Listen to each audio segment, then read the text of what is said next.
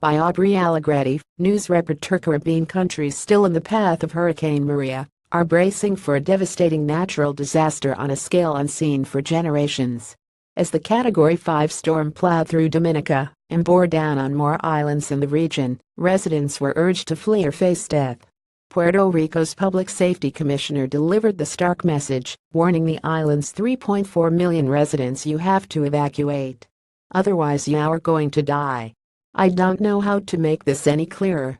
Live Maria continues through the Caribbean. Image Hurricane Maria and the islands in its path, with nearly 70,000 people still living without power after Hurricane Irma. The territory's governor said that an island-wide outage was now likely and would last for a long time.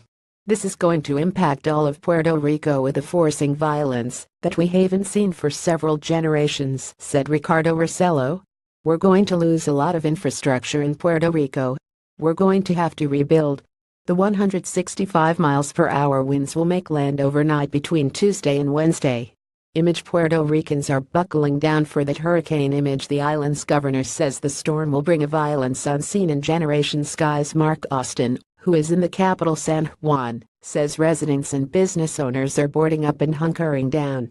They escaped the worst of Irma, but there's a feeling this island may not be so lucky. "There's an urgency and a fear here," says Austin. "This is an island in no state to withstand a massive storm.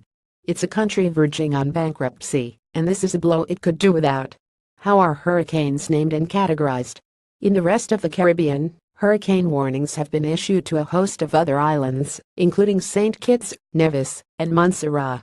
Debris at a restaurant in Le Carbet, on the French Caribbean island of Martinique, after it was hit by Hurricane Maria. Rocks swept by strong waves onto a road in Le Carbet, Martinique. People walk in a flooded street in Pointe-à-Pitre, Guadeloupe. Powerful winds and rain have battered the city of Petite Bourgogne, Guadeloupe. U.S. military continues to evacuate from the U.S. Virgin Islands in advance of the hurricane there. The storm has caused devastation across Dominica. Scroll through for more pictures. Tropical storm warnings have also gone out to Martinique, Antigua and Barbuda, Saba, St. Eustatius, St. Martin, St. Lucia and Anguilla. And the U.S. and British Virgin Islands, already battered by Irma, are preparing for 51 centimeters 20 inches more rain.